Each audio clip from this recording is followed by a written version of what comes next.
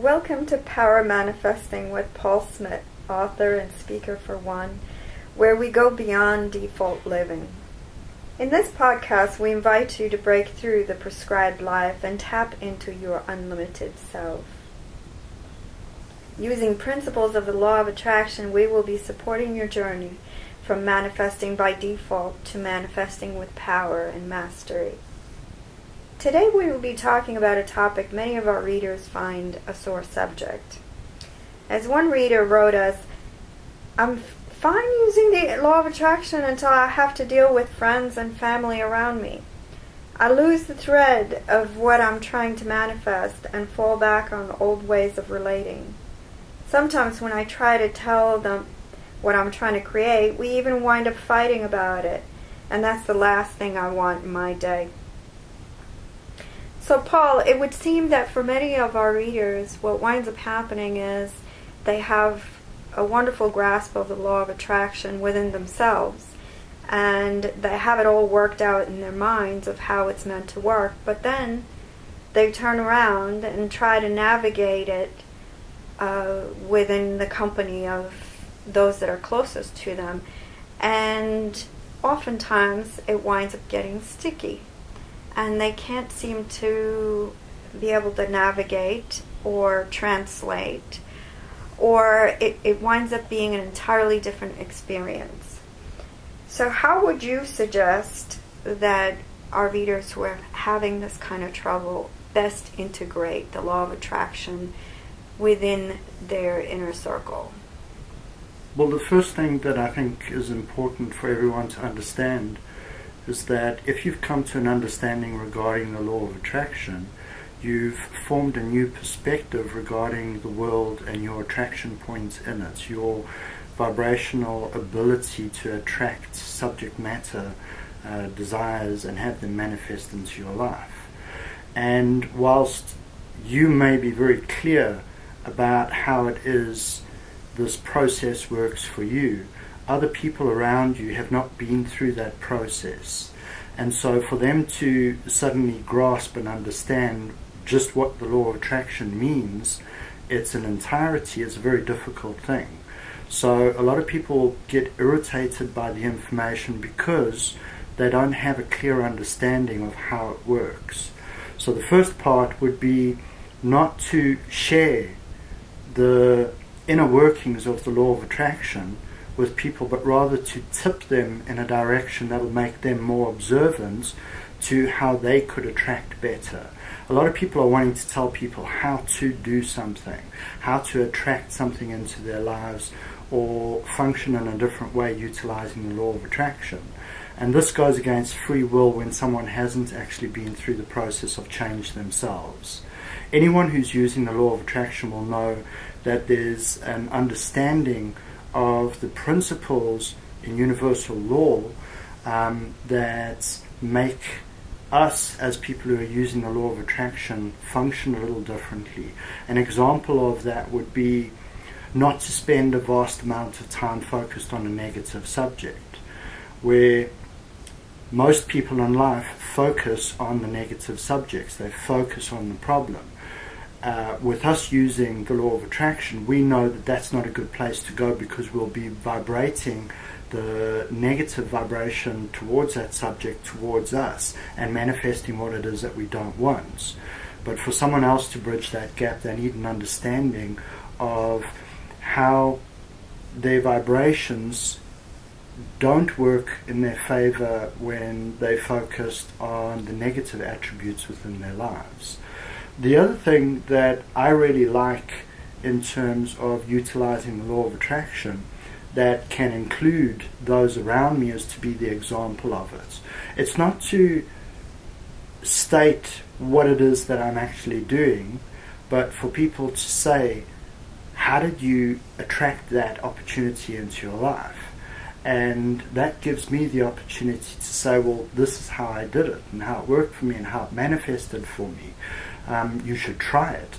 And I leave it at that, because it gives them the opportunity to contemplate the information and perhaps attempt it, try it, test it. So are you suggesting that we may not actually need to recruit our loved ones into what it is we're trying to manifest at any given time? Well, here's the thing. Anyone who has discovered the law of attraction and discovered the merit in using the law of attraction in the correct way wants to go out and tell everyone about it. Look what I'm able to do.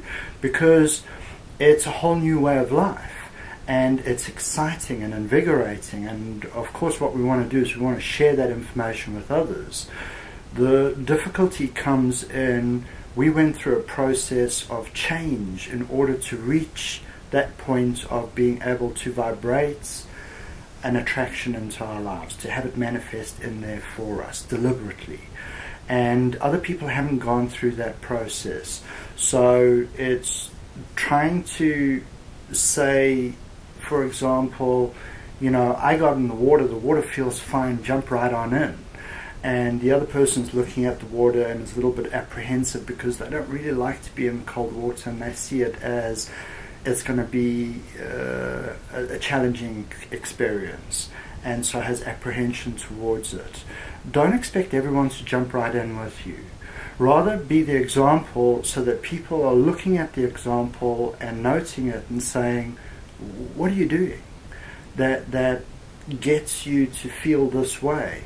And then, because they've invited you into that question, you're able to express a little bit. But don't try and get people to reach that full understanding. Take them down to the basics of law of attraction. Start them off there. Start them off on a process of being observant. And as they can start observing it within their own lives, they'll quickly come back to you and say, can we have more? Because they're going to get to this place of being excited and realizing that there's a different way in which they can navigate their own personal lives. It's very interesting because it's almost as if you're basically saying that the responsibility is with an individual for what it is they're trying to manifest, a specific individual. So if you identify something that you want to manifest, then it's entirely up to you. How does that fit with co-creating? Well, one of the laws of the universe, one of the universal laws, is that you are free to be a creator. And you come into this physical life with the tools in which to create from your unique point of view. And so that sets you apart from everybody else. And what you need to understand is that being set apart from everybody else, your life, your reality is all about you and your perspective. And so you have to understand that that same principle applies to everybody outside of you. And so there can be an invitation process into what it is you've discovered, yet you cannot buff against free will. And the moment that free will decides, I don't like what this person's saying to me, I don't understand what this person's saying to me, I don't want to listen to what this person is saying to me, you're not going to get anywhere. And whilst you have the great intent to impart a profound piece of knowledge on somebody, what you need to understand is that you have to guide them to the door. They have to go through the door. It's up to them to open it up, have a look inside and say, yes, I want to walk through here. So this is one of the reasons why we say to folks, it's not your words that are going to affect people so much as your actions that will really influence or persuade them whether something works or not, because the law of attraction demonstrates through living action more than it does through words. So, but having said this, sometimes we actually run into naysayers in our inner circle, and sometimes that doubt can be really hard to accept. And but something happens, doesn't it, when at the point at which we start entertaining their doubt? Do you have any insight on that, how to manage that? Well, here's the problem. The problem is you can't live in two worlds. You're either using the law of attraction deliberately or you're using the law of attraction undeliberately. And so you can't do it deliberately and then decide to focus your attention on a negative subject. So someone comes along and says, that's a load of rubbish. I don't believe you at all. And they start speaking from perhaps a religious point of view of how things work for them. This is where arguments start forming. And if you're utilizing the law of attraction deliberately and then decide to engage that dispute, what you're actually doing is using the law of attraction to create what it is that you don't want. You are focusing your attention on something that's clearly telling you not to focus your attention there. The moment you feel a negative discord within yourself whilst having a conversation with someone, and it becomes a bit sticky and you start feeling that negative discord within you, there's an indication for you to say, yeah, it's time to start changing the subject a little bit. Let's talk about something else. Because the idea here is to enjoy your conversation with someone. It's not to speak about your indifferences. This is where the law of allowing comes into play, where it's a fact of understanding that everyone has the free choice to do, say, and act the way they want to. And it's the same for you, where you are free to choose how you navigate your life. And that goes back to free will. So you can't be in two fields at the same time. And the sticky part for people with being in reality is, whilst they've got it all in check when they're privately in the room, practicing it, doing their little affirmations every day, focusing on the good stuff, as soon as they get into the real world, there's a lot of people out there that are not doing it, and suddenly you're going to start focusing on that. And when you focus on that, then you are taking yourself in the opposite direction to where you want to go. You have to be understanding enough to be able to look at where the negative discords come in and steer yourself in a different direction. If it's veering off in a negative direction, steer it in a better direction. Okay. Well, along those lines, sometimes as soon as we make a commitment to manifest a specific thing, it's not just the doubt of others telling us it won't work for one reason or another, but oftentimes it's our own self-judgment. What do you have to share with us for those moments when our own self-judgment starts to kick in and, one reason or another comes to mind that's negative? Do you have any advice for how to tackle that? Yeah, well, this is all about belief systems. And you must understand that the person that you're sitting across from has a belief system. You've also got to understand that you had a belief system. You've currently changed it to include the principles of universal law of attraction. And what you need to understand is that when you challenge their belief system and they rise up against that because their belief system is being challenged, you start doubting because of an old belief system. And it's an old belief system that still exists within the brain. You see, what people don't understand is you can't remove the old information out of your brain. You've been living a life for 30 years without using the law of attraction deliberately, and then suddenly you come across the law of attraction and you utilize it for 2 years. That 30-year information prior to you utilizing it still exists within the brain. In other words, it can be a trigger. It's likened to an addiction. If somebody gets addicted to an intoxicant and they've been utilizing that intoxicant for 30 years and then they decide not to, 2 years later they can still have the impulse when a trigger comes along to suddenly have this immense desire to utilize the intoxicant again. Why? Because the information still exists within the brain. It's a matter of the brain accessing information due to similar information being provided in the now. And so the brain does an automatic thing where it flicks back to an associated thought and then that associated thought comes through with the emotions, and can sometimes, when you absolutely convinced you're on the right path, put you in doubt. And when you fall into that doubt and you start questioning yourself, like, I wonder if they're right, I wonder if this really does work, I wonder if I'm misleading myself, that's going to trigger off other old thoughts that you used to have regarding your low self-worth. And so you'll walk out of that conversation feeling quite low and questioning yourself. It's a matter of understanding that you've tried and tested the old way of doing it. The new way of doing it has proven itself to you, so much so that you've changed your lifestyle. Now you have to maintain that. If you can do that for a couple of years, the triggers will be less.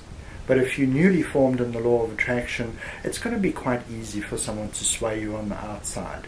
And this is one of the other reasons why I teach people not to proclaim their objectives. And the reason why I say this is because you go along to other people and proclaim your objective. You say, this is what I'm reaching for, this is what I want.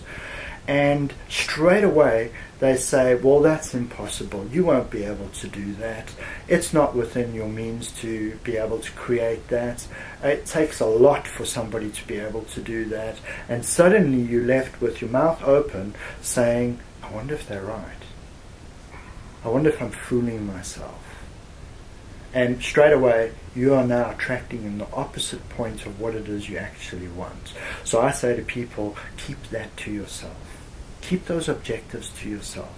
When you get really, really good at it, then it's a different story, because you'll be able to say to people, this is what I'm reaching for, and they say, well, we've seen you reach for other stuff, you always get it, go for it.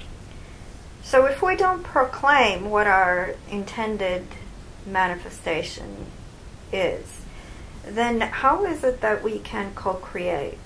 Or maybe we just misunderstand the whole process of co-creating with others. Because especially when it comes to family and loved ones and those closest to us, we run around assuming that we're meant to do things together. Well, co-creation has a couple of different aspects to it. Number one, co-creation with a partner, your choice of loving partner that you want to live with. It's very important for two people who are in love to want to look in the same direction. Yet they're two different people and they might not have the same objectives. That's where the invitation process comes in and says, this is something I would really like to do. And as you want to do that, what you're able to do is you're able to invite them into the process where they willingly come in and say, yeah, I want to co-create with you, I'd love to see you have that. And so they give you your support. Another section to co-creation is if you're co-creating with employees. In other words, you own a company and you've brought in a whole lot of employees and you want to co-create with them.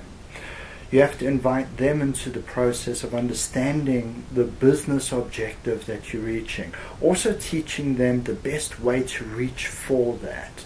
And because they're your employee, you can school them in a train of thought in terms of how we as a company reach for that. And so everything requires an invitation process. It's not as simple as just trying to get people to line up. Invite them into the process. Explain what the process is about. Explain what the benefits are. Ask them to test it. Ask them to try it out. If it doesn't work, come back and review it with me so that I'm able to re-look at how we can move forward on that objective together. But it's a matter of getting people to participate with you.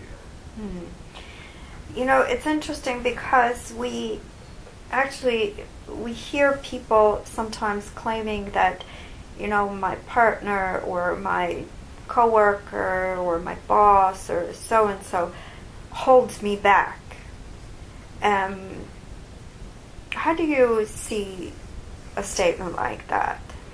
I see a statement like that being somebody is looking at something outside of themselves and justifying why they're being held back. And that's not utilizing the law of attraction correctly.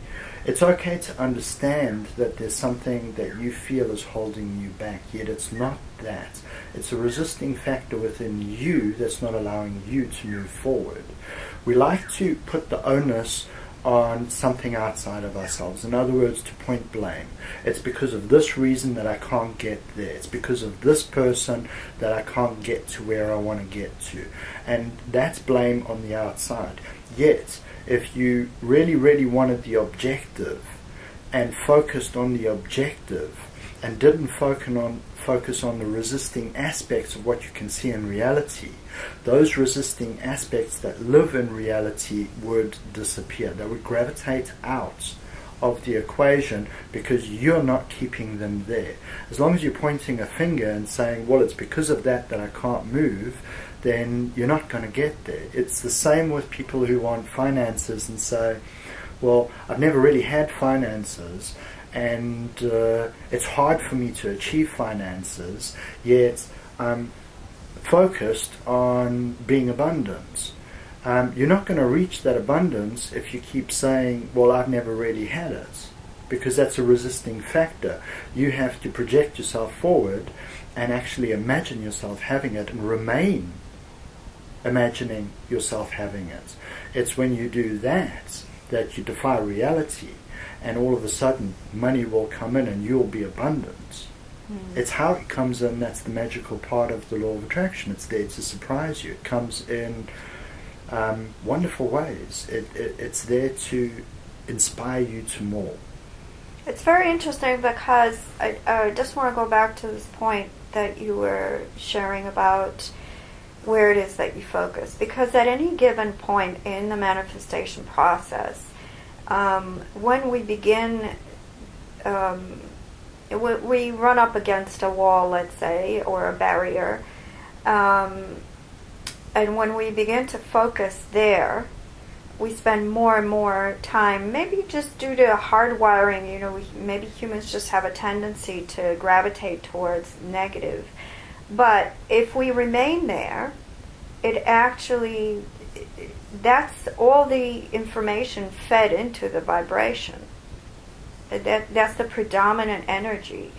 That's the predominant vibration at the time is there's an impediment, there's a barrier, there's a wall. And when we dwell there and we don't move on and we don't keep looking for new solution, that's going to be the default experience by the law of attraction. So oftentimes we wind up saying, well, my partner won't let me do this, or my boss won't let me do that. But if the point of focus remains on how can I make this happen, or how can I create this experience,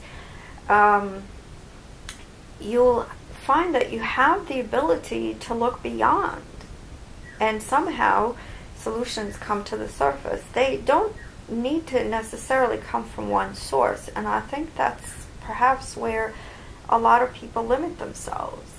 Maybe that's the limitation where it may take us off the hook when we say so-and-so holds me back from achieving what I want to manifest, isn't it? That's a justification, yes. Yeah.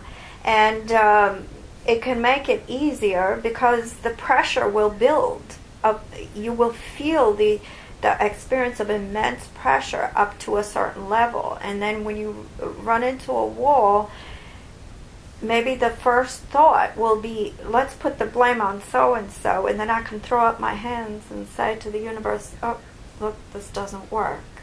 Don't you find that that's what a lot of people wind up doing? Well, a lot of people are making the mistake of trying to find solution while looking at problem. And what I say to a lot of my clients is solution is not housed in problem. What that means is when you focused on problem, the solution to that problem is not housed in the problem itself. You have to identify the problem. So you identify what is the problem so that you understand what the problem is, what it is that is causing you to feel a negative emotion come forward or blocking you from getting to where you want to go. Now, once you've identified it, here's the trick, is cast a preference. What would be the preferred state that I would want to be in? In other words, what would be the preferred position that I would like to stand in? And that's going to be completely opposite to what problem is. So let me put that into an example. Problem is, I have a lot of friends around me that take away from me, and you identify that as the problem.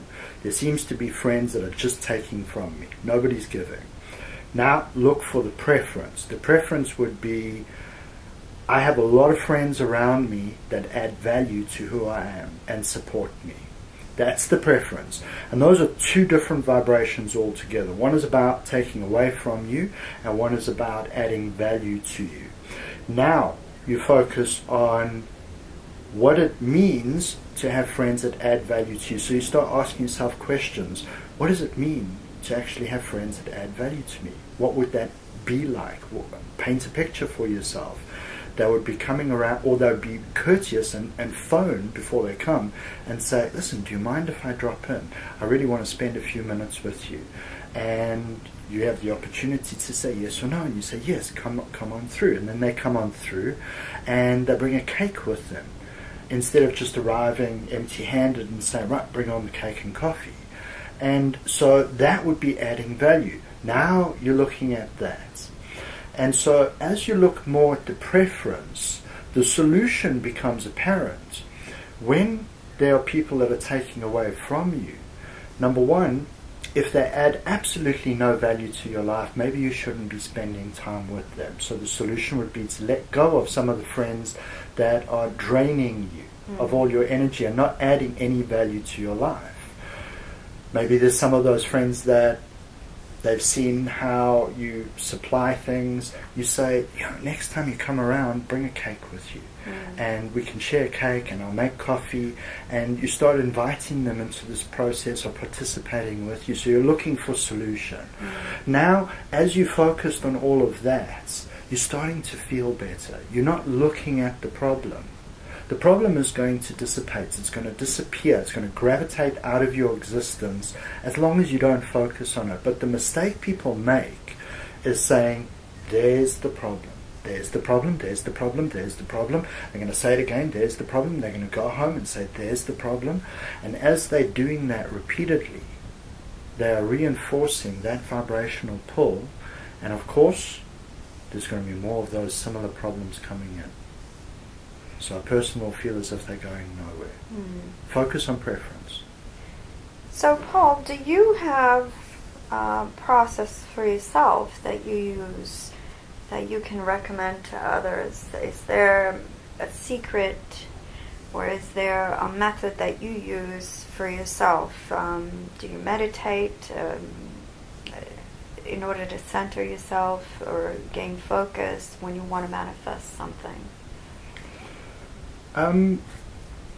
Just to answer the meditation question first, is no, I don't really meditate. I enjoy walking and I enjoy having a bath. I feel relaxed in both those situations, and my mind wanders on to subjects that I enjoy. And so that would be my quiet time. In terms of a tip on how to utilize the law of attraction in reality, is I found a very simple way. It takes a little bit of practice to do it, but I found a very simple way. When you get up in the day and you go out into reality, you're going to face many different things, many different people, places and things, many different situations, many different problems, many different hills to cross over, many different complicated situations. And so as you come across these things, if you want to maintain your good vibration, is learn how to identify the negative and then immediately place a preference to it. Because if you can do that, if you can look at a negative thing that happens in your day and then place the preference, meaning give thought to what would I prefer? What would I prefer to that? Then you're maintaining this vibrational pull towards what it is that you actually want, which is a bliss-filled life, full of joy, inspiration, passion, and reaching for objectives. Is it always going to be easy? No. That's why we don't live on a flat world. We live on a world that has mountains, it has hills. It is stimulating for us to cross over sometimes these barriers. Not everything is going to be simple. And so what you need to understand is it can be a flow that you enjoy. It doesn't have to be a difficult flow. But when you come across the negative, place your preference. Place your preferred thoughts and leave off with that preferred thoughts inside your mind, because that vibration of the preferred thought will cancel out the negative vibration that you witnessed in reality. So I just want to give an example to that. You walk into a shopping mall, and the shopping mall is packed with people, and you're not enjoying your experience walking through it. While you're walking through it, say to yourself, I prefer to be in a mall that's quiet, that's easy for me to shop. And you're not going to have that experience while you're walking in the mall, but you are going to feel better rather than walking through that mall saying, it's so full, it's so full, it's so full, there's so many people, the noise is so loud. Rather, in your mind, just focus on the preference. And when you walk out of that mall, say, I'm going to focus on the preference. Let me look for a solution to the problem. That mall seems to be busy on a Saturday. I'm going to rather go through on a Monday. And straight away you're looking for solutions. Straight away you're looking for resolutions. Straight away you are focused more on the preference. And you're vibrating the good stuff. Absolutely. You know, one of the most interesting aspects of this conversation is that we sometimes think that as soon as we grasp law of attraction principle, and we send an intention out for something we want to manifest,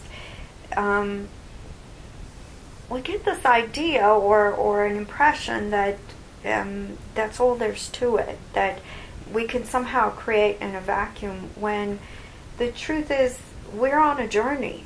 And so a really good way to think about power manifesting is that each intention we put out there for what we want to manifest, it's almost like taking a course, and we learn from each aspect along the way to making that manifestation real. So how are we meant to learn in a vacuum? We're not going to be learning without those around us. So even when you run into the objections or the questions or the doubts of others, even if they are loved ones and those in your inner circle, try to bear in mind that that's part of the process. Those are actually invitations for you to create a new preference, as Paul says. Those are opportunities to remain in the flow of what it is you want to manifest, and to rise above the doubt by using your preference. So it maybe your interaction with others, and maybe the way that you integrate the law of attraction in relationship to others is part of the process. And maybe that is part of the journey towards creating something. So are there any last minute thoughts you'd like to share before we close off the podcast? Well, the one thing I just want to highlight here, and you used the key word, it's a process. And when you can understand that it's a process means that you have to go through a time period in which to come out the other end. It's a process to get there. You can be less hard on yourself, understanding that I'm going to keep going on this process until I have it. And that will help you reach alignment. And alignment is so important. That means going back to the same thought, the same desire for the same objective, time and time again until you've got it. You'll understand that that process needn't be that long. As long as you maintain focused on the objective and be understanding that it's a process to get through. Yes. You will get there. Absolutely. But be understanding of that process. A lot of people come to me and say, I want to change. I want to change. And it must be instant. Yes. In other words, next week I want to be a different person. And the first thing I have to explain to them is that processes of change. You can make the choice to change. And the choice can be immediate. In other words, yes. I've made that choice. Yes. Yet the process, the changing of the lifestyle, the changing of the belief system, the changing of the way you think is a process. And as you work through that process, you'll get better and better at it. You'll become genius at it. And once you become genius at it, you'll be able to look back and say, indeed, I have changed. Well, that's our Power Manifestation podcast for today. I want to thank everyone for joining us. Paul Smit, author and speaker for one, offers powerful insight into the law of attraction online and on Facebook, as well as workshops and in person. If you would like to take your law of attraction mastery to the next level, we invite you to book a one-on-one intensive with him. Message us today at intention1111@gmail.com or via Facebook page at Paul Smit, author and speaker for one, for booking details. We welcome your comments and questions anytime, of course. We appreciate you, we love you, we believe in you. Until next time we Power Manifest, this is Paul and Adriana signing off.